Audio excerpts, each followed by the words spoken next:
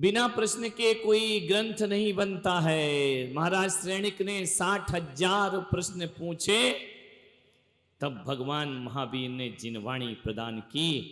और कोई अर्जुन कुरुक्षेत्र में प्रश्न पूछता है तो गीता का जन्म हो जाया करता है। ध्यान रखिए, इसलिए प्रश्न पूछना चाहिए, प्रश्नों से शास्त्रों का जन्म होता है। उसने कहा महाराज, हमारी सासू हमारे लिए अलग तरीके से सोचती है, बेटी के लिए अलग तरीके से सोचती है। मैंने कहा मैं कुछ समझा नहीं। बोले जो चीजें बेटी के लिए आजादी हैं वो हमारे लिए बंधन है, मर्यादाएं। हम वही काम करें तो लिमिट क्रॉस होती है, हम वही काम करें तो फ्रीडम ज्यादा हो गया, ताना मारा जाता है। हम वही काम करें तो कहा जाता है बहुत आधुनिक बहू हो गई है। वही काम बेटी करे तो सासू को कुछ नहीं होता है। सही है या गलत है? हाँ बोल दो, कुछ नहीं बिगाड़ लेगी सास, मैं हूं, जब तक मैं हूं कुछ नहीं बिगाड़ेगी, मेरे जाने के बाद भगवान भी नहीं बचा सकता है। इसलिए अभी तो तुम जी लो जिंदगी जब तक मैं हूं। वही काम एक के लिए मर्यादा, वही काम एक के लिए आजादी। काम वही है, जीवन वही है, स्टाइल वही है। बेटी शॉर्ट कपड़े पहने तो कुछ नहीं, वो बहू का थोड़ा सा भी 1 इंच ऊपर नीचे हो जाए तो महाभारत खड़ी हो जाती। मर्यादा में रहो, लिमिट में रहो, लिमिट क्रॉस मत करो। उनका अच्छी बात है। मैं नहीं मानता था कि प्रतापगढ़ में इतनी महान सासुएं भी हैं। मैं तो समझा ऐसी सब सासुएं साबला में ही हुई हैं, लेकिन सासू तो सब जगह होती है। एक माँ अपनी बेटी को समझाती है कि बेटी ससुराल में ऐसी रहना, किसी से डरना नहीं, झुकना नहीं, अपने स्वाभिमान को बचा करके रखना, अपना ध्यान रखना, अपना ध्यान रखना, अपना ध्यान रखना, ध्यान रखना। वो बहू से चाहती है सबका ध्यान रखना, सबका ध्यान रखना, सबका ध्यान रखना। वो बेटी से चाहती है बेटी ससुराल में अपना ध्यान रखना, अपना काम बनता और भाड़ में जाए जनता ध्यान रखना। ये दोहरे मापदंड जीवन के मान्यवर ध्यान रखना। आपसे निवेदन है, बहू का प्रश्न कोई गलत नहीं है। बेटी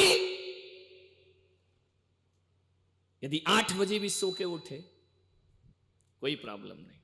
बेटी है, थक गई है, पढ़ती है, स्कूल जाती है, ट्यूशन करती है। बहू 7 बजे भी उठे बेचारी सोती रहती है। यही सीखा है माँ बाप के घर से, लक्षण तो है ही नहीं। ध्यान रखना, ऐसा होता है। बहुओं को तो जल्दी उठना पड़ता है। मान बहुत आफत है, काय को बहू बनी तुम भी, सीधी सास बनती डायरेक्ट। ध्यान रखिए, आज बहुएं बहुत खुश हो रही हैं कि रोज बहुओं की धुलाई, आज नहीं, आज सासुएं निपटेंगी। ध्यान रखना, मान्यवर निवेदन है। ये कैसी बहू मिली है, 7 बजे सो के उठती है, इसके माँ बाप ने यही सिखाया है। और यदि बहू बोल दे कि तुम जो अपनी बेटी को सिखा रही हो वही मेरे माँ बाप ने सिखाया है, तो ध्यान रखना। हाँ अच्छे से बजाओ, डरो नहीं, बिल्कुल नहीं। तुम नहीं बोलो तो मुझसे बुलवा दो। ध्यान रखना, सासुएं अलर्ट हो जाएंगी। बहू लेट उठे तो मेरी तो किस्मत ही खराब है, ऐसी बहू मिली है। मालूम है, जब लड़की की बारी आती है, अरे मेरी लड़की तो ससुराल में राज कर रही है, 8 बजे सो के उठती है, मस्त। कौन से पुण्य किए थे मेरी लड़की को ऐसी ससुराल मिल गई। कमर साहब तो हीरा है, हीरा हीरा, कीड़ा यही है बेचारी बहू जो आई है। कमर साहब हीरा है, बोले हीरा है, बोले क्यों? मेरी बेटी को इतनी सी भी तकलीफ नहीं दिया करते हैं। कभी कभी तो, अरे कभी कभी क्या, रोज ही बेटी उठे उससे पहले कंवर साहब चाय बना दिया करते हैं। राज कर रही, मजे आ गए उसमें। ध्यान रखना, परिभाषा शब्द सुनिए, शब्द सुनिए। कौन से पुण्य किए मेरी बेटी ने, ससुराल में पूरे राज हो रहे हैं। कंवर साहब पूरा ध्यान रखते, दामान जी एक तकलीफ नहीं होने देते, आंख में आंसू नहीं आने देते हैं। मेरी बेटी से कोई ऊंची आवाज में बात नहीं करता।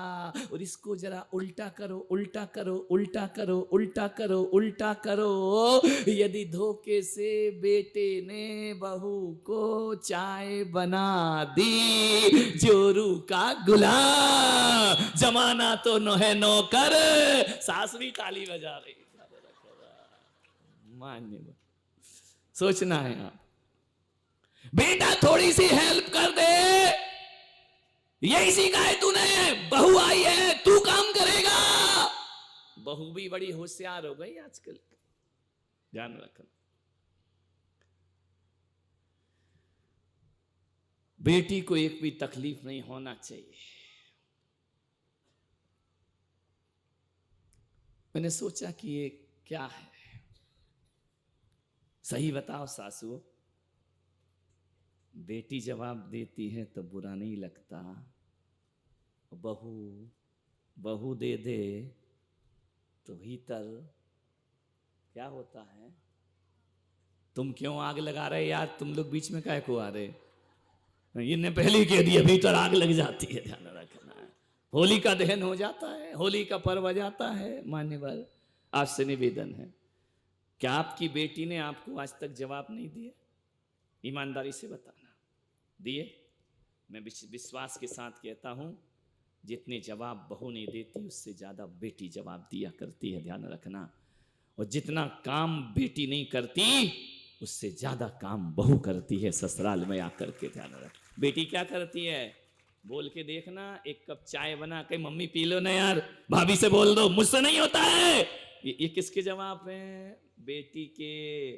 बहू दे दे ऐसा जवाब तो, ले आ बेटा तलाक का कागज, कहां की उठा के लाया है ये, ध्यान रखिए। मान्य आपसे ऐसा क्यों होता है? विचार करिए, जितने नाजों से आप अपनी बेटी को पालते हैं, बहू के माँ बाप ने भी तो पाला, उनके यहाँ कोई कचड़े में थोड़ी उठा के लाई होगी। और फिर तना मारती, अरे बड़े किस्मतमान, सौभाग्यमान, मेरे जैसा बेटा मिल गया, मेरे बेटे के लिए तो हजारों रिश्ते आ रहे थे। जैसे बेचारी वो भीख मांग रही थी सड़क पे कि एक आध आदमी मुझे दे दो। उसके घर एक भी रिश्ते नहीं आए, ध्यान रखना। एक आदमी आया, अध्यक्ष जी, एक आदमी बोला मेरे लिए तो बड़े दूर दूर से रिश्ते आ रहे हैं। तुम इनका पास के रिश्ते क्यों नहीं आ रहे हैं, दूर दूर के क्यों आ रहे हैं? पता चला कि पास वालों को उसके लक्षण पता है, इसलिए रिश्ते दूर दूर से आ। पास वाले तो पूछते नहीं, मुंगाना वाले आते नहीं, दरियाबाद के आते नहीं, कलकत्ता का रिश्ता आ रहा है। बाजू वालों को तो पता है कि तुम्हारे लक्षण खराब है, ध्यान रखना। मान्य सोचना है आप, बहुएं इतनी खुश हो रही हैं, ये तो कह रही महाराज यही चतुर्मास कर लो, ध्यान रखना। कोई सुधरे या ना सुधरे, अम्मा जी तो, और अम्माओं से भी निवेदन है, सुधर जाओ, सुधर जाओ। प्यारी प्यारी अम्माओ, जगत जननी जगदम्बाओ, ज्ञान गंगा में गंगा नहाओ, ध्यान रखना। और जीवन को बदल के, बदलना पड़ेगा।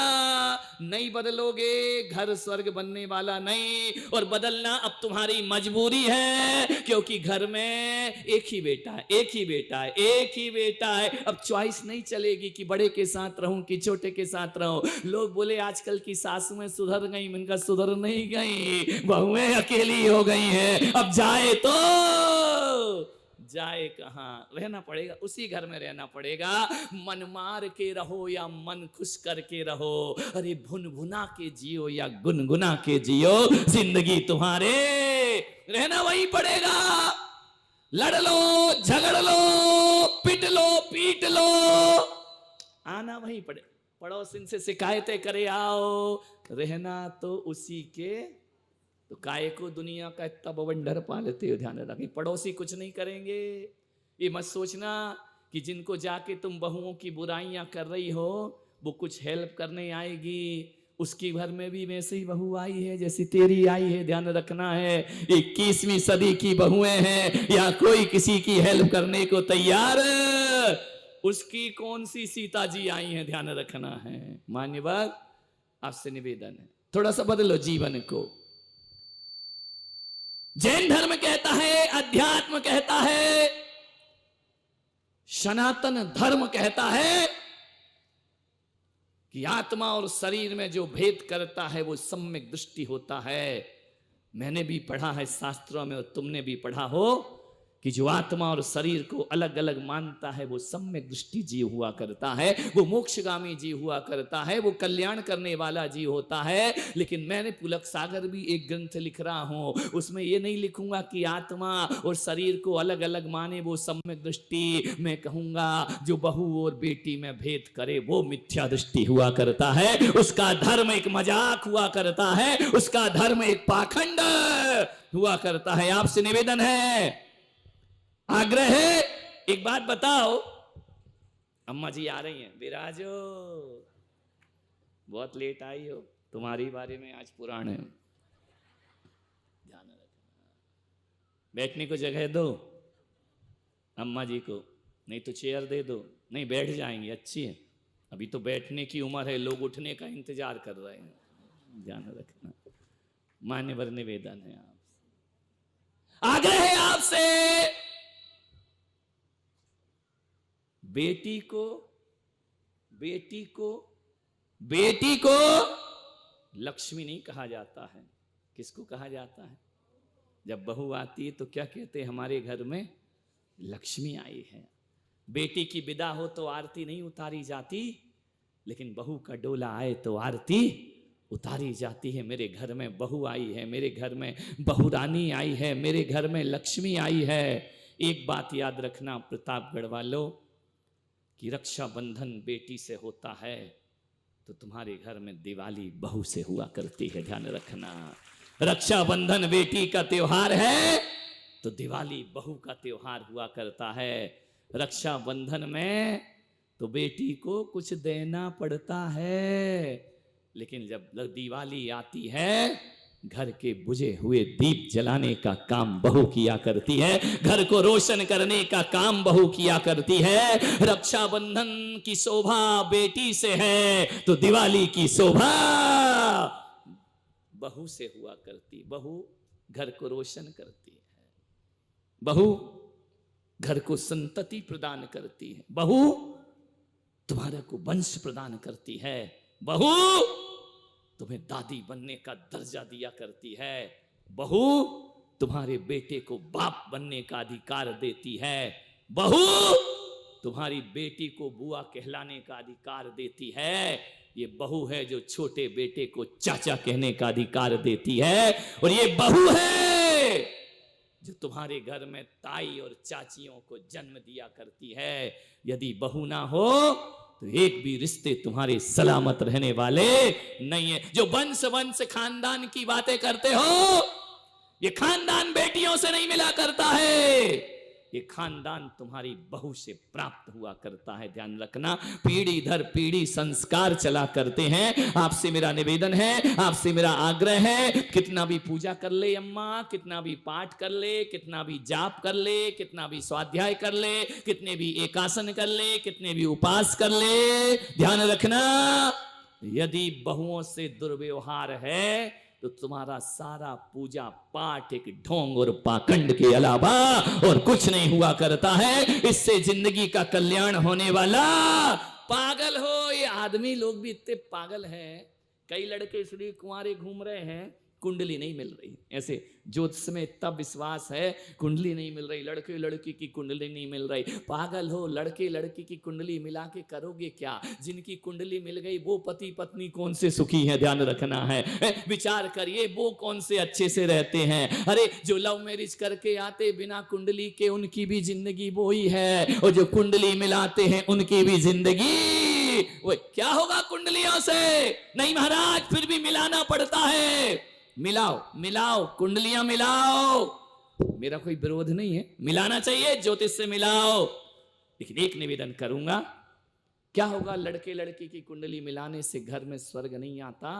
मैं पुलक सागर कहता हूं कि अब लड़के लड़की की बंद करो और सास बहू की कुंडलियां मिलाइए। ध्यान रखना, इनकी कुंडली मिल गई तो जीवन में स्वर्ग ही स्वर्ग है, आनंद ही आनंद है। क्योंकि 24 घंटे में 16 घंटे इनको घर में रहना है। आदमी दुकान चला जाता है, जॉब करने चला जाता है, घर में रहता कितना है? घंटे 2 घंटे सुबह, 2-3 घंटे शाम, रात को थका आता है, सो जाया करता है। सारा दिन तो तुम इन लोग घर में सारी गड़बड़ की जड़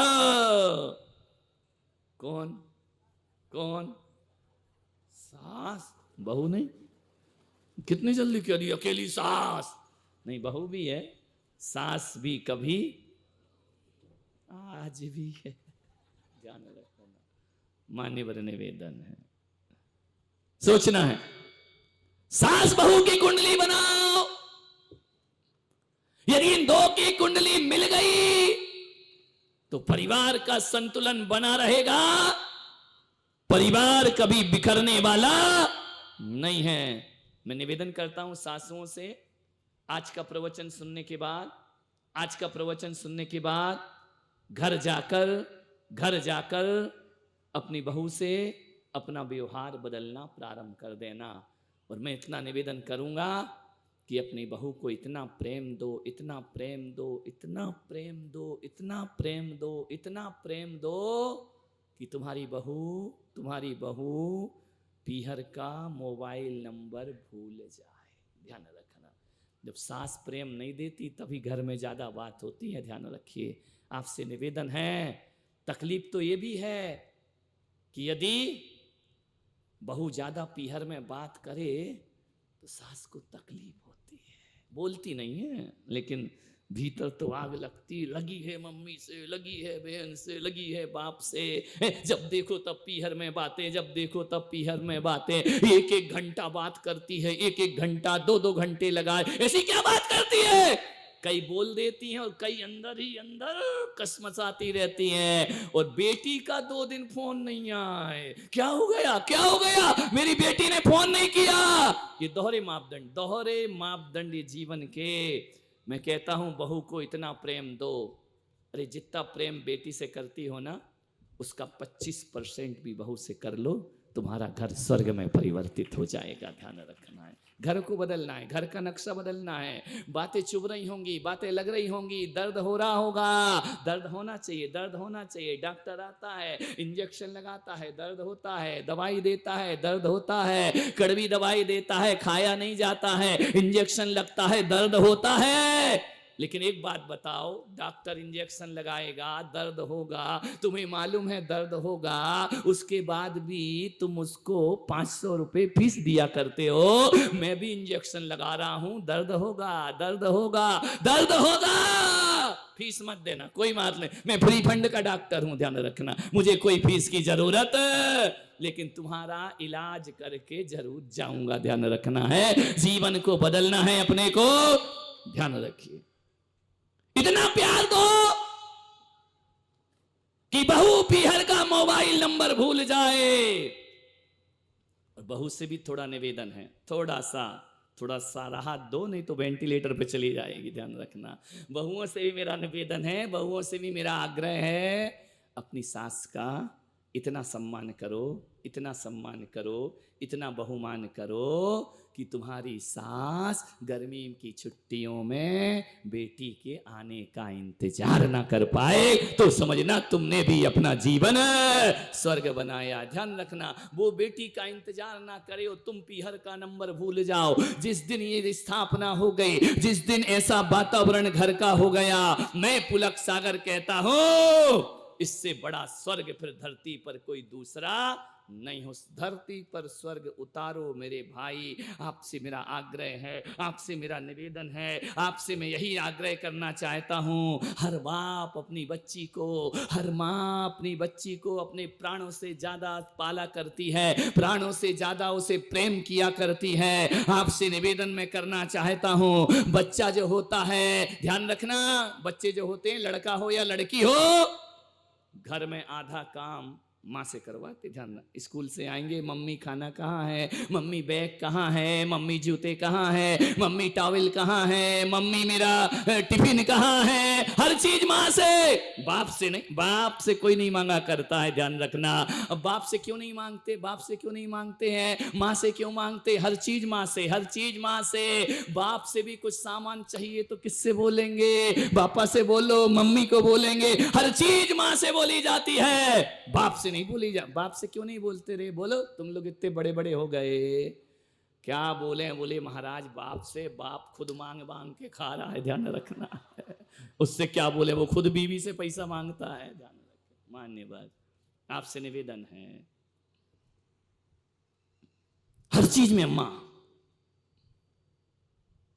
बच्चा घर आता है, मां को ढूंढता है, मां कहां, मां कहां, मम्मी कहां, मम्मी कहां है? पहली तलाश उसकी मम्मी की होती है। लेकिन शादी के बाद थोड़ी सी दिक्कत हो जाती है। और ये मत समझो कि केवल मां बाप को दिक्कत होती है, दिक्कत इन लड़कों को बहुत ज्यादा हो जाया करती है, ध्यान रखना है। जितनी परेशानी तुम्हें है, उससे ज्यादा परेशानी उस लड़के को होती है। बस तुम बोल देती हो, लड़का बोल नहीं पाता है, ध्यान रखना, बट जाता है, वो है बट जाता है। मां में, बाप में, पत्नी में, उसका जीवन कई हिस्सों में बट के रह जाता है। लड़की लाया है दूसरे घर से, जिम्मेदारी है उसकी,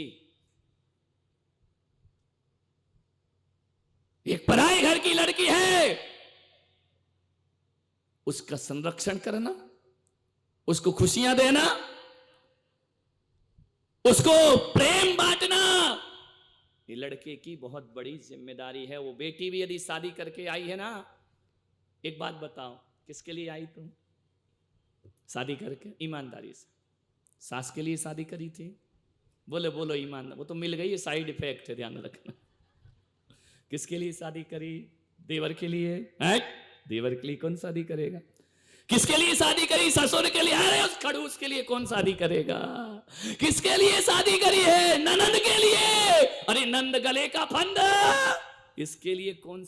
हकीकत बताओ, हकीकत बताओ, किसके लिए आई हो? बोलो। और यदि उसको टाइम नहीं दोगे तो बेटी फिर जाएगी कहां, ध्यान रखना है।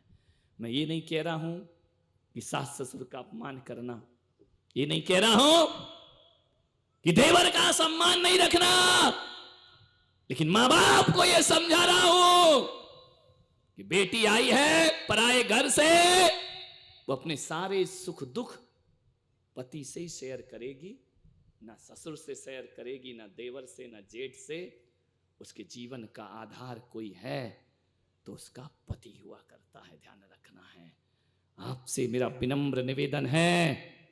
लेकिन पति 30 साल तुम्हारे साथ रहा, शादी के पहले, वो घर के रीति रिवाज समझता है, वो मम्मी का स्वभाव समझता है, वो पापा का स्वभाव समझता है, वो घर के वातावरण से परिचित है। लड़की अभी आई है, बहू अभी आई है, किसी अनजान घर में रमने में थोड़ा वक्त लगता है, थोड़ा समय लगता है, ध्यान रखना।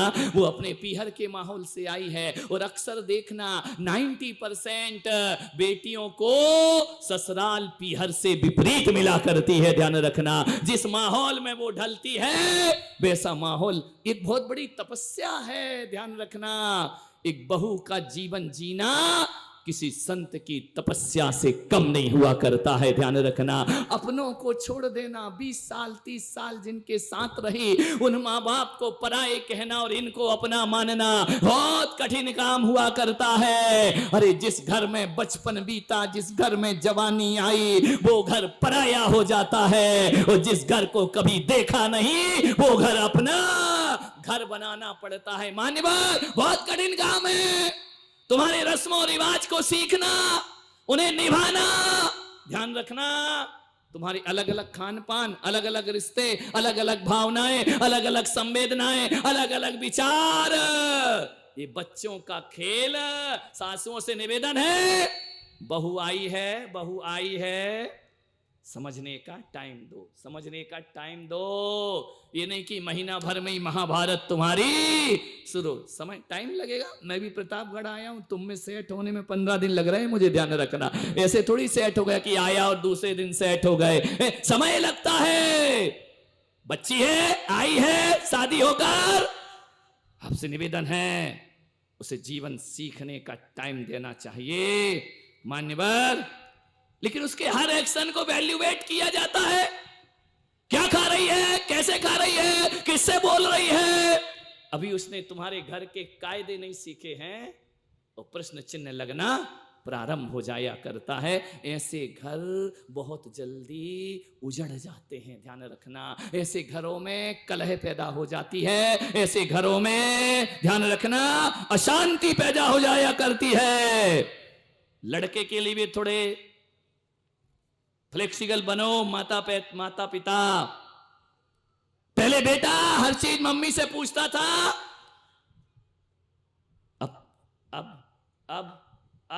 अब किससे पूछेगा? पत्नी से पूछेगा।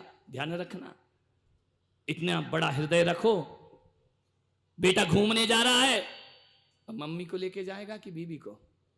बोलो। लेकिन अम्मा के तो सांप लौटता है, वहां ले गया, इतना खर्चा कर रहा, आज सिंगापुर जा रहा है पंडित जी। अच्छा, वो तुम इस उम्र में जा रहे हो, ध्यान रखना मान्यवर, विचार करना है। आज यहां जा रहा, वहां जा रहा, दिन भर बीवी को लेके घूमते रहता है, ये खर्चे कर रहा है, महंगा मोबाइल ला रहा है। मान्यवर, थोड़ा सा दिल बड़ा रखिए, आपसे निवेदन है, आपसे आग्रह है। सासुओं की तकलीफ क्या है? जहां तक मैं सोचता हूं, एक असुरक्षा उन्हें महसूस होती है। उन्हें लगता है मेरा प्यार बट गया, मेरा प्यार, मेरी ममता, मेरा स्नेह बट गया। अब बेटा मुझे समय कम देता है, पत्नी को समय ज्यादा देता। ये तकलीफ होती है हृदय में, ध्यान रखना। वो मां सोचती है कि बेटा गया हाथ से, छूट गया हाथ से, चला गया हाथ से।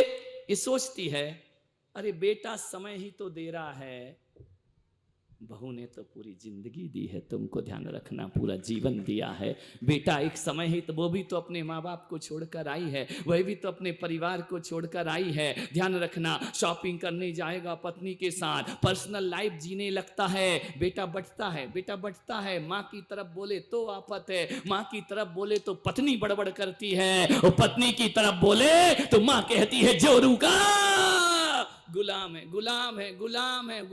है। बेटा भी सच सोचता है कि एक गुलाम पहले से बैठा है, मेरा बाप, और मैं गुलाम। ध्यान रखिए, आपसे निवेदन है, आपसे आग्रह है। मां से बेटे ने कहा कि मां, ऐसा कोई बेटा पैदा नहीं हुआ इस धरती पर जो तेरे बच्चे की जिंदगी बर्बाद कर सके। मां से बेटे ने कहा, ऐसा कोई बेटा पैदा नहीं हुआ इस धरती पर जो तेरे बच्चे की जिंदगी बर्बाद कर सके। इतना कह ही रहा था कि किसी गांव में एक बेटी पैदा हो गई। समझ गए क्या? ऐसा कोई बेटा तो पैदा नहीं हुआ जो मुझे बर्बाद कर सके, लेकिन एक बेटी वहां पैदा हो गई। ध्यान रखना, आपसे निवेदन है, आग्रह है। सबसे ज्यादा तकलीफ होती है उस नवविवाहित लड़के को। ध्यान रखना, किसका पक्ष ले, किसकी तरफ बोले। और फिर थोड़े बहुत अच्छे ट्रेनर अपनी सासुओं को पड़ोस में मिल जाते हैं। ध्यान रखना, इतनी ट्रेनिंग वाले आसपास ट्रेनर घूम रही हैं, जो रंग बिरंगी बैठी है ना, थोड़ी सी बहू बाजार चली जाए, घूमने चली जाए, पड़ोसन देख ले, इतना सिर पे मत चढ़ा, अरे अतश्री कर दिया सत्यानाश उसका घर का, इतनी छूट मत दे, बाद में बुढ़ापा तेरा बिगड़ जाएगा। और वो सासू भी कहती सही कह रही है, यदि शुरू से कंट्रोल नहीं रखा, मेरा घर ये बहू तबाह कर देगी, ये मेरे सिर पर बैठ जाएगी। कंट्रोल नहीं रखा। अरे बहू रानी लाए या नौकरानी लाए हो, बहू है ना, बोले इतनी छूट मत दे बहन, तेरा घर बिगड़ जाए। ये मजबूत ट्रेनर कान में कुछ ना कुछ भर जाते, ऐसे लोग हैं। इतनी होशियार होती है पड़ोसन है, यहां वाली नहीं, सावला की,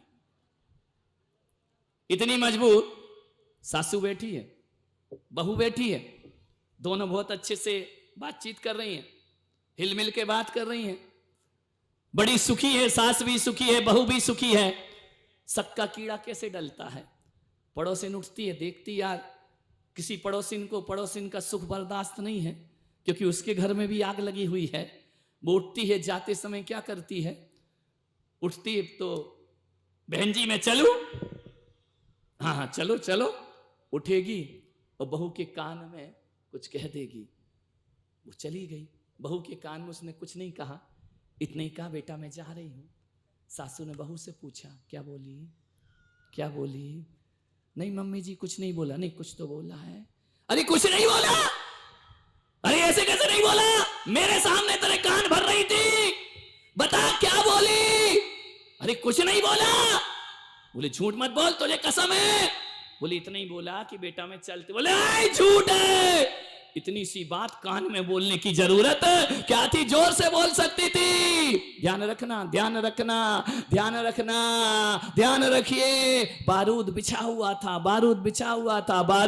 हुआ था, जाते जाते कान में एक चिनगारी डालकर चली गई। अब देखना सासू के मन, बहू मिली है, पड़ोसिन से मिली है, उसके कहने में लगी है। मान्यवर, ऐसी छोटी छोटी बातें तुम्हारे घर में महाभारत खड़ा करती हैं। आपसे निवेदन है सावधान, ऐसे पड़ोसियों से जो हमारा हंसता खेलता घर उजाड़ दिया करते हैं। ध्यान रखना, ऐसे लोगों से बहुत दूर रहना चाहिए, ऐसे लोगों से ज्यादा दूर रहिए।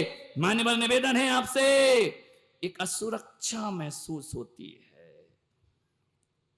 कि मेरा बेटा बटने लगा है। एक बात याद रखो, एक बुढ़िया थी, मंदिर से लौट रही थी, मैं रास्ते में मिल गया। उसने बोली नमोस्तु महाराज। हमका बड़ी खुश नजर आ रही है अम्मा। बोले महाराज बहुत खुश हूं। मैंने कहा कोई तकलीफ? बोले कुछ नहीं। तो मैंने कहा तुम्हारी खुशी का राज? बोले पारसनाथ सब मेरी कृपा रक्षा करते हैं। तो मैंने कहा हुआ क्या? बोले 3 बेटी हैं महाराज। तो मैंने कहा फिर भी खुश हो? बोले बहुत खुश हूं। मैंने कहा शादी हो गई तीनों बेटी की? बोले हो गई महाराज। मैंने कहा तीनों की शादी हो गई? बोले हो गई। मैंने कहा तीनों सुखी हैं? अरे बोले राज कर रही हैं, ससुराल में राज कर रही हैं। मैंने कहा तीनों में एक भी दुखी नहीं? बोले नहीं एक भी दुखी नहीं है, सारी राज कर रही हैं, ऐशो आराम, ऐसा ससुराल मिला है। मैंने कहा अम्मा तुमने कौन सा पुण्य किया? बोले पुण्य कुछ नहीं किया, मेरी बच्चियां हुई थी, जैसे ही बड़ी हुई मैंने नियम लिया था कि जिस घर में सास नहीं हो उस घर में शादी करूंगी। ध्यान रखना है, न सास है न ससुर है, मेरी बेटियां तो ऐस कर रही है, रानी बन करके जी रही हैं। मैंने कहा गजब नियम लिया अम्मा तूने। मैंने कहा तीनों की सास नहीं है, मैंने सास वाले घर में दिया ही नहीं, मैंने तो वही घर देखा जहां सास नहीं हो, वहीं अपनी बेटी दूंगी। मैंने कहा तीनों ऐसी मिल गई ससुराल? अरे बोले पारसनाथ देने वाला पारसनाथ और लेने वाला। मैंने कहा अम्मा कोई दुख नहीं तुमको? बोले एक दुख है, एक दुख है, एक दुख है। मैंने कहा क्या दुख है? बोले लड़का 35 साल का हो गया। समझ गए क्या? तो मैंने कहा क्या हुआ? बोले शादी नहीं हो रही है। मैंने कहा लड़की नहीं मिली? बोले बहुत सारी आई। तो मैंने कहा कुंडली नहीं मिली? बोले 36 गुण मिले।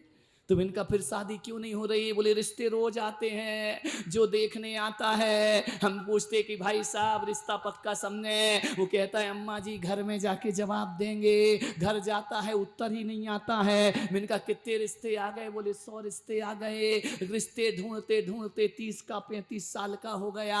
महाराज कुछ उपाय बताओ उसको भी मिल जाए। मैंने कहा नहीं मिल सकती, नहीं मिल सकती, नहीं होगी, नहीं होगी। बोले क्यों? मैंने कहा जो नियम तूने लिया है। समझ गए क्या? ऐसी बातें आपको डायरेक्ट समझ में आएगी। मैंने कहा उसकी जिस नियम तूने लिया है उनकी लड़कियों की माँ ने भी यही नियम लिया है कि जिस घर में सास ना हो उस घर में बेटी। देख जैसे को ऐसा ध्यान रखना है। ऐसे नियम मत ले लेना प्रतापगढ़ की सासू, ध्यान रखना। मान्य बात। ये कैसा जीवन है? ये कैसी सोच है? ये कैसे मनुष्यता का जन्म होगा इसमें? अपना घर बसाना चाहते हो और बेटियों का घर उजाड़ना चाहते हो। मान्यवर आपसे निवेदन है, आग्रह है आपसे बड़ी विनम्रता के साथ यही कहूंगा, यही आग्रह है मेरा। छोटी छोटी बातें बहुत बड़ी तकरार बन जाती हैं। गर्मी की छुट्टियां हैं, ननद आई है और मैं आया हूं इसलिए भाभी गई नहीं है, वो भी यही है और ननद भी यही। महाभारत तो यहां शुरू हो रही है, ध्यान रखना। अब क्या हुआ, दोपहर को 2:30-3 बज रहे थे। सासू ने कहा चाय बनाओ, चाय का समय हो गया, टी टाइम, 3 बज रहे। बेटी उठी, मम्मी मैं बना। अरे तू बैठ ना, तू क्यों बनाएगी? अरे पीहर आई है, आराम कर। ससुराल में भी काम करती, यहां भी काम करती है। अरे मम्मी क्या हो गया? चाय। अरे तू बैठ, कौन बनाएगा? अरे वो भाभी है ना, भाभी वो बनाएगी। अरे भाभी ने सुना सुना सुना कि तू बैठ, चाय भाभी बनाएगी। ध्यान रखना, बात बहुत छोटी है लेकिन बात बहुत बड़ी है, ध्यान रखना। एक बात बताओ, भाभी ने कहा अच्छा मैं चाय बनाऊं? ये आराम से बैठे, पीहर आई है। मान्यवर भाभी के मन में, भाभी के मन में, भाभी के मन में दरार सौंप दी, दरार डाल दी, दूरियां बढ़ा दी। एक चाय के प्याले ने कितनी दूरियां बढ़ाई। मैं आपसे निवेदन करता हूं, बात चाय की नहीं है, बात प्याले की नहीं है। जो मुंह से बात निकली है वो भाभी के सीने को छलनी कर दिया करती है। मान्यवर आपसे मेरा इतना ही आग्रह, इतना निवेदन है कि एक कप चाय बना लेती तो कौन सी तुम्हारी बेटी के हाथ घिस जाते, कौन सा उस पे बहुत बड़ा पहाड़ टूट पड़ता। लेकिन बेटी पर तो पहाड़ नहीं टूटा, बहू की मानसिकता पर तुमने पहाड़ गिरा दिया। छोटी सी बात है, छोटी सी बात है, लेकिन एक छोटी सी बात दिलों के रिश्तों को तार तार। ऐसा मत करो, ध्यान रखिए। एक बात याद रखना, ज्यादा काम बहू करती है या बेटी? बोलो सासू, बोलो ईमान कसम है, तुमको ध्यान रखना। कौन करती है? बोलो दादाजी। पुत्र वधू। अभी तुम क्या मोहल्ले की बहुओं का प्रवचन सुन रहे थे? पुत्र वधू एक और जोड़ दिया, ऐसे साहित्य रत्न पैदा हुए। ध्यान रखना। मान्य बात, ज्यादा सेवा बहू करती है, बहू आजीवन है। ध्यान रखना, बेटी आजीवन नहीं है, जीवन भर नहीं आएगी तुम्हारे घर, बहू आजीवन हुआ करती है। मान्यवर आपसे निवेदन है, आपसे आग्रह है, ये बेटियां सलाह इतना देकर जाती हैं, भाभी मम्मी का ध्यान रखना, भले ससुराल नरक बना रखी है तूने, ध्यान रखना। तेरे घर में महाभारत चल रही है, विचार करना। एक बेटी ने कहा यदि बुढ़ापे में मां बाप को रखने का हक बेटियों को दे दिया जाए, एक बेटी ने कहा कि यदि बुढ़ापे में मां बाप को रखने का हक बेटियों को दे दिया जाए तो इस देश में एक भी वृद्धाश्रम नहीं रहेगा। भाई ने कहा यदि देश की हर बेटियां अपनी सास को मां का दर्जा दे दें तो देश में एक भी वृद्धाश्रम नहीं रहेगा। ध्यान रखें। मान्यवर, आपसे निवेदन है, आग्रह है, विचार करना है, सोचना है, चिंतन करना है, जीवन को बदलना है। ऐसे ही पाठ पढ़ाती हैं भाभियों को, बहुत ध्यान रखना मम्मी का, पिताजी का बहुत ध्यान रखना। और बहू बोल दे कि तू अपने वहां रखती है क्या ध्यान रखना, वहां तो तू अलग सेपरेट रह रही है और यहां ज्ञान बांट करके जा रही है, ध्यान रखना। आपसे निवेदन, उसके घर में तो महाभारत मची है, रोज शिकायत आ रही है, यहां हमको ज्ञान बांट के। ये बेटियां भी कम नहीं होती लड़ाने में, ध्यान रखना है। ये भी महाभारत कराने की मेन हीरोइन बन जाया करती हैं, ध्यान रखना। आपसे मेरा निवेदन है, आपसे मेरा आग्रह है, बची कुची कसर ये बेटियां निपटा के चली जाती, महीने में, साल भर में महीना 15 दिन को आती है और घर में लड़ाई करा के। मत करो ऐसा। सास बीमार होगी तो बहू काम आएगी। बेटी को फोन करोगे, मम्मी अभी नहीं आ सकती, बच्चों के पेपर चल रहे, एग्जाम है, मेरे पास टाइम नहीं है, मैं बहुत बिजी हूं, अभी नहीं आ पाऊंगी मम्मी। ध्यान रखना, काम कौन आएगी? लता मंगेशकर, बहू काम आएगी ना, ध्यान रखना। आपसे निवेदन है, बेटी नहीं है इसीलिए तो हंस रही है, ध्यान रखना। कल बहू भी बहुत खुश थी, बेटी क्यों बना के लाई, ये भी तो गड़बड़ी है, ध्यान रखना। इसका मतलब बहू की इज्जत है ही नहीं। ऐसा क्यों बोलते हैं सास ससुर कि हमारी बहू नहीं बेटी है? बेटी कैसे?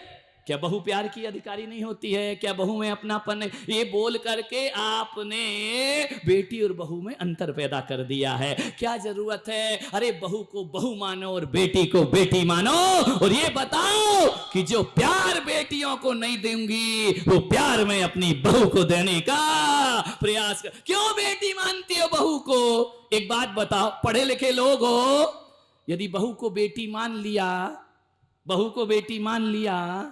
तो तुम्हारा उसका पति उसका क्या हुआ? बोलो फटाफट बताओ। यदि तुमने बहू को बेटी मान लिया और तुम्हारे लड़के ने भी उसको तुम्हारी बेटी मान लिया, हो गया सत्यानाश संस्कृति का, ध्यान रखना। फिर चिल्लाओ अल्लाह अकबर, और क्या कर सकते हो? ध्यान में आपसे निवेदन है, ये भेद की रेखा क्यों? मैं अपनी बहू को बेटी मानती हूं, ये शब्द हटा दीजिए। बहू बहू रहेगी और बेटी बेटी रहा करती है। लेकिन एक बात ध्यान रखना, बहू बहू होकर भी बेटी से ज्यादा प्यारी हो सकती है, ध्यान रखना। इसका मतलब तुमको बेटी नहीं हुई इसका गम तो है ही, और बहू को बहू नहीं मान रही हो, ये गम और बहू को दे दिया तुमने, ध्यान रखना है। मान्यवर, बहू के कोई सींग लगे होते हैं क्या? बहू से भी तो प्यार हो सकता है मान्यवर, बेटी से ज्यादा प्यार हो सकता है। ये हमारी शाब्दिक संरचनाएं, जो शब्दों का संकलन है ना, ये भी दिलों की दूरियों को बढ़ा दिया करता है। बहू बहू है, अरे बेटी बेटी हो सकती है, लेकिन बहू बहू नहीं। अच्छा सम्मान और प्यार दिया जाए तो बहू बहू नहीं, बहू रानी हो जाया करती है, ध्यान रखना। उसे बहू रानी बना करके लाओ, ध्यान रखना। लक्ष्मी बना करके लाए हो, नौकरानी का ख्वाब देख रही हो, ध्यान रखना है। आपसे निवेदन है, आपसे नहीं, तुम्हारी बात नहीं, तुम तो बहुत अच्छी हो, तुम्हें देख के तो प्रवचन ही बंद करने का मन करता है। मान्यवर, निवेदन है आपसे, आग्रह है आपसे, बहू को बहू समझो, सास को मां मत समझो, नहीं तो तुम्हारे रिश्तों को गाली पड़ेगी पति पत्नी के, ध्यान रखना। सास है और मां की जगह कोई नहीं ले सकता, यदि मां की जगह कोई नहीं ले सकता तो मैं भी तुम्हें विश्वास दिलाता हूं, इस दुनिया में सास की जगह भी कोई नहीं ले सकता है। ध्यान रखना, सास जैसा सम्मान, सास जैसा प्यार भी कोई नहीं दे सकता है। मान्यवर आपसे निवेदन है, सास को मां मत समझो, सास को सास जैसा सम्मान दो। ध्यान रखना, जीवन में आनंद बरसे।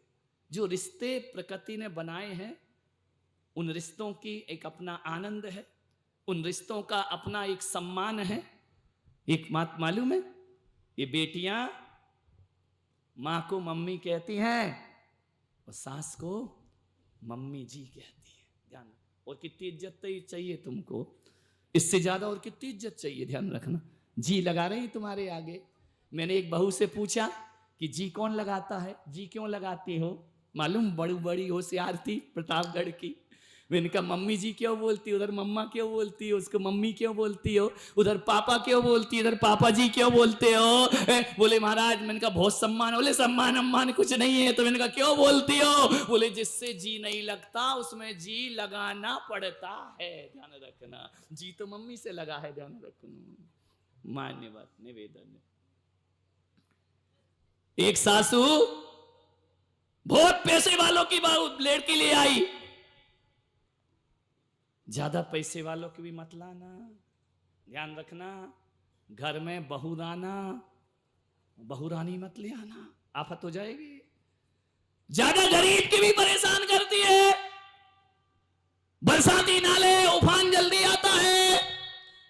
इसलिए हमारे ज्ञानियों ने एक व्यवस्था बनाई कि समान दर्जे में विवाह होना चाहिए। ध्यान रखना, ज्यादा अमीरों की बेटी गरीब के घर नहीं आना चाहिए, वरना वो बहुरानी बनकर आएगी, बहू नहीं बन पाएगी। ध्यान रखना है, वो ज्यादा निर्धन की अमीर के घर चली गई तो वह अपनी औकात भूल जाया करती है। ध्यान रखना, मेरा आपसे निवेदन है, तुम्हारे यहां कहते ना, लड़की का पिता और लड़के का पिता, लड़की की मां और लड़के के मां समधी समधन बोलते कि नहीं? यहाँ को क्या बोलते मुझे नहीं मालूम, वे आई जी वेवण जी क्या बोलते, इसमें कोई मजा नहीं है। ध्यान रखना है, अपने एमपी में आओ, मध्य प्रदेश में समधी और समधन। और समधी का क्या अर्थ होता है? जिसके पास समान धन होता है वो समधन होती है, और जिसके पास समान बुद्धि होती है वो समधी हुआ करते। बराबर वालों में रिश्ते करो, अपनी जाति में रिश्ते करो, अपनी परंपराओं में रिश्ते करो। अंतर जाति विवाह करोगे, ध्यान रखना, परंपराएं तहस नहस हो जाएंगी, आने वाला जीवन बर्बाद हो जाएगा। आज नहीं तो कल। इस विषय पर बाद में बोलूंगा, ध्यान रखना है। आज मेरा विषय दूसरा है, मान्यवर। समानता में दोस्ती भी बराबर वालों से करो तो फिर दोस्ती में आनंद वर्षा करता है। लेकिन उस बहू सासू को लगा कि मेरा लड़का इतना पढ़ा लिखा, अमीर घर की बेटी आएगी, आ गई, हो गई शादी, किस्मत थी, टकरा गई, हो गई अमीर घर की। अब अमीर की तो ले आई, मोटा दहेज ले आई, ध्यान रखना, लाखों की एफडियां ले आई, कार ले आई, मोटर ले आई, सारे सामान ले आई। अब दूसरे दिन, तीसरे दिन 8 बजे सो के उठेगी। 8 बजे सासू बोल नहीं सकती, बोली कि मरी अमीर की है, ध्यान रखना, जेल में डलवा देगी तुमको, दहेज भी देगी और अंदर भी करा देगी। सासू चुप। 8 बजे सो के उठती, चाय बन गई क्या? अरे बा, उठते ही साथ बैठती, और लाओ बहू रानी, ध्यान रखना है। सवेरे का वक्त था, सुबह का वक्त था। बेटे ने देखा मम्मी सुबह झाड़ू लगा रही कमरे में। बेटा उठा, बेटे ने कहा मम्मी तुम झाड़ू क्यों लगा रही हो? लाओ मैं झाड़ू लगा देता हूँ। उसने कहा नहीं बेटा, मेरे होते तू झाड़ू लगाए, ऐसे कैसे हो सकता है? बेटे ने झाड़ू छीनी, माँ ने झाड़ू पकड़ी, झाड़ू घर में महन मुझे ही लगाना है, तू मत लगा, तू जाके सो जा। अब बेटा भी बहू से बोल नहीं सकता। शहजादी आई है, पैसे वालों की आई है। बोले कैसे, बोले कैसे? दोनों में खींचतान मच गई। झाड़ू मैं लगाऊंगा, उसने कहा झाड़ू मैं लगाऊंगा, उसने कहा झाड़ू मैं लगाऊंगा। इतने में बहू रानी उठी उठी कमरे से बाहर आए। अरे मूर्खो, लड़काए को रहे हो, इतना शोर क्यों मचा रहे हो, मेरी पूरी नींद डिस्टर्ब करके रख दी। पूछा क्यों बुढ़िया, क्यों झगड़ा कर रही है? बोले बहू तू सो जा, तू सो जा। अरे तू सोने दे जब तो मैं सो जाऊं, सवेरे से झगड़ा। उसने कहा कुछ नहीं बेटा, ये लड़का है मान नहीं रहा है, ये कह रहा मैं झाड़ू लगाऊंगा, और मैंने कहा कि मैं झाड़ू लगाऊंगी, झाड़ू लगाने पे झगड़ा हो रहा है। तो अम्मा सोच रही थी बहू कहेगी मैं लगा दूं, मैं लगा दूं। बहू तो सहजादी सहजादी सहजादी। उसने कहा इधर आओ, इधर आओ, दोनों इधर आओ, दोनों इधर आओ। बोले इसमें लड़काए के रहे हो, बाप माँ बेटे क्यों लड़ रहे हो? अरे सीधी सी बात है, एक दिन तू लगा लिया कर और एक दिन इसमें लड़ना काहे को? ध्यान रखना। और लाओ बहू रानी, ध्यान रख। एक महिला मेरे पास आई, बता दूं? बोली महाराज जब से बहू आई है ना, 7.5 शनि की दशा चल रही है। मैंने कहा क्यों? बोली जीना हराम कर दिया उसने, एक टाइम की रोटी भी मैं ढंग से नहीं खा सकती हूं। अरे मैंने कहा क्या कर दिया? बोले एक बोलो तो 4 जवाब देती है। मैंने कहा अम्मा जी क्या कर सकता हूं मैं, एक काम कर बहू बदल ले। अरे ऐसे कैसे बहू बदल ले? बहू कोई खेल है कि बदल ले उठा करके? तो मैंने कहा क्या करना है? अरे आप कुछ उपाय बताओ। आप हवन हवन करते हो, पूजा पाठ करते हो, कोई ताबीज आवीज हो, कोई बांध के कोई मंत्र दे दो, मैं उसे पानी में फूंक के पिला दूं, सुधर जाए मेरी बहू। मैंने कहा अम्मा जी मेरे पास तो ऐसा कुछ नहीं है। तो बोले कुछ तो बताओ महाराज, बड़ी अरदास लेकर आई हूं, बड़ी आशा लेकर आई हूं, मेरी बहू को ठीक करो। मैंने कहा अम्मा हो सकती है, कुंडली दिखा। कुंडली देखी, 7.5 शनि चल रहा है। बोले महाराज कब तक चलेगा? मैंने कहा 7.5 साल तक। अरे बाप रे, मर गई, 7.5 साल बाद तो मैं जीने के लायक नहीं बचूंगी। महाराज कुछ उपाय बता दो, उपाय बता दो, जल्दी से मेरी बहू को सही कर दो। मैंने कहा एक उपाय है। बोले क्या? मैंने कहा शनि चढ़ा है, हर शनिवार को मुनीश्वर व्रतनाथ की माला फेर। तो मर गई, फेर फेर के कुछ नहीं सुनते मुनीश्वर व्रतनाथ, रोज फेरती हूं जा करके। मैंने कहा तूने माला फेरी है, उपाय थोड़ी किया है पूरा। तो बोले क्या उपाय? मैंने कहा एक काम करो। बोले क्या? मैंने कहा 10 ग्राम लोहा दान कर दे। 10 ग्राम? बोले सही बताओ महाराज, 10 ग्राम लोहा? मैंने कहा 10 ग्राम लोहा दान कर दे। बोले मैं तो 10 किलो कर दूंगी, मेरा क्या है, बहुत पड़ा है भंगार। मैंने कहा भंगार नहीं, भंगार नहीं, शनि भंगार से नहीं जाएगा, बिल्कुल नया लोहा दान कर, नया लोहा। बोले नया लोहा? बोले महाराज ये शादी के बाद ही गड़बड़ क्या हुआ? मैंने कहा तू लड़के की ससुराल से लोहा लेकर आई है। बोले क्या मतलब? मैंने कहा लोहे तो लाई है, कार लेकर आई, कार लोहे की बनी है, फ्रिज लेकर आई, फ्रिज लोहे की बनी है, अलमारी लेकर आई, अलमारी लोहे की बनी है, जो भी सामान लाई सब लोहा उठा के लाई है। मैंने कहा बेटे के ससुराल से इतना सनीचर उठा के लाई है तो? बोली महाराज वो फ्रिज और तो वो फ्रिज और अलमारी तो नहीं लगता कि लोहा है, सनीचर है, मुझे लगता बहु ही सनीचर लेकर के आई हूं। मैंने कहा जो भी शनि लाई है, शनि को उतारने के लिए लोहा दान कर, लोहा दान कर। बोले लोहा दान किसे करूं? मैंने कहा मुकेश जी को। मैं थोड़ी लूंगा लोहा हुआ, मैं काहे को लूंगा? मैंने कहा इनको दे दो। तो बोले उससे क्या होगा? मैंने कहा बहू सही हो जाएगी। बोले महाराज आप भी कैसी बातें करते हो? मैंने कहा ये टोटका है, कोई लोहा हुआ उनको चाहिए थोड़ी है, टोटका है। 10 ग्राम लोहा दान कर दे। 10 ग्राम कर दूंगी महाराज। कब करूं? मैंने कहा शनिवार को। तो बोले 10 ग्राम लोहा? मैंने कहा हाँ। तो बोले ज्यादा हो गया? तो मैंने कहा बिल्कुल नहीं चलेगा, 10 ग्राम यानी 10 ग्राम। बोले 10 ग्राम? बोले हाँ। तो 10 ग्राम के लोहे में क्या दे दूं? उनका कुछ मत दे, कमर में जो लोहे की चाबी लटक रही ना, समझ गए क्या है? तो वो चाबी मुकेश को मत देना, जहां से शनिचर लाई उसी के हाथ में दे देना।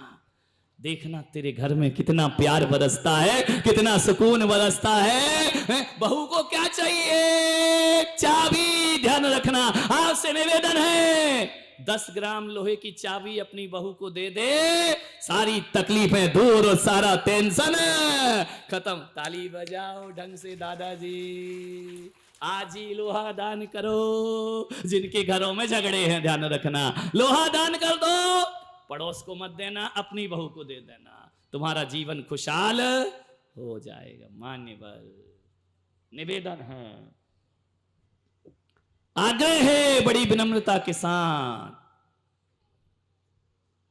एक ही चीज है, घरों को मंदिर बनाओ। दीपावली पे दीवाल में रंग रोगन हो या ना हो, हर दिवाली पर हमारा मन नया नया होना चाहिए, हमारा जीवन नया नया होना चाहिए। ध्यान रखना, आग्रह करूंगा, घरों को स्वर्ग बनाओ। मैं कुछ नहीं चाहता हूं, समय शिखर ना जा पाओ कोई बात नहीं, गिरनार ना जा पाओ कोई बात नहीं, तुम अपने जीवन। एक स्कूल में क्लासरूम में एक शिक्षक पहुंचा। शिक्षक ने जाकर क्लासरूम के बच्चों से कहा कि मैं एक प्रश्न पूछना चाहता हूं, सब बच्चे सही जवाब देंगे? सब बच्चों ने कहा जरूर देंगे। शिक्षक ने कहा मैं जिंदगी का प्रश्न पूछना चाहता हूं।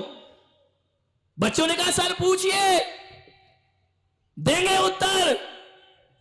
शिक्षक ने कहा इस क्लासरूम में कौन कौन बच्चे स्वर्ग जाना चाहते हैं?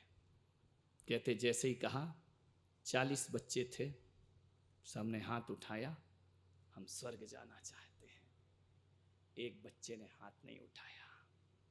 शिक्षक ने उसकी तरफ देखा, शायद सुना नहीं होगा, उस बच्चे से पूछा कौन कौन स्वर्ग जाना चाहता है? फिर सबके हाथ उठे, एक बच्चे ने हाथ नहीं उठाया। शिक्षक ने पूछा मिस्टर खड़े हो जाओ, क्या तुम स्वर्ग जाना नहीं चाहते हो? बोले नहीं सर, मैं स्वर्ग जाना नहीं चाहता हूं। कैसे बच्चे हो? क्या नरक जाना चाहते हो? नहीं महाशय, मैं नरक भी जाना नहीं चाहता हूं। तो तुम क्या करना चाहते हो? मैं स्वर्ग बिल्कुल नहीं जाना चाहता हूं। वो बच्चा जो जवाब देता है ना, उसी में मेरा पूरा प्रवचन समाहित है। उस बच्चे ने कहा कि सर मैं स्वर्ग जाना नहीं चाहता हूं, मर के स्वर्ग नहीं जाना मुझे, मैं जीते जी स्वर्ग धरती पे उतारना चाहता हूं। ध्यान रखना है, मैं स्वर्ग को धरती पे लाना चाहता हूं। वो बच्चा, छोटा सा बच्चा, 8वीं 9वीं क्लास में पढ़ने वाला वो बच्चा नरेंद्र, जो धरती पे स्वर्ग उतारना चाहता था, वो नरेंद्र स्वामी विवेकानंद बन करके खड़ा हो जाया करता है। ध्यान रखिए, मैं आपसे कहता हूं कि मंदिरों में स्वर्ग मत तलाशो, स्वर्ग घर में है। यदि घर नरक है तो मेरे प्रवचन सुन लेना, उसी घर में तलाशना, किसी कोने में स्वर्ग नजर आएगा। ध्यान रखना है, तुम्हारे घर में सीढ़ी बनी है, वही सीढ़ी ऊपर चढ़ने का काम करती है और वही सीढ़ी नीचे उतरने का काम भी करती है। चढ़ने और उतरने की 2 सीढ़ियां नहीं हुआ करती हैं। उसी सीढ़ी से तुम ऊपर चढ़ सकते हो और उसी सीढ़ी से नीचे उतर सकते हो। और मैं कहता हूं कि तुम्हारे घर में यदि नरक के रास्ते हैं तो मेरी बात सुन लेना, उसी घर में स्वर्ग के रास्ते हुआ करते हैं। ध्यान रखना।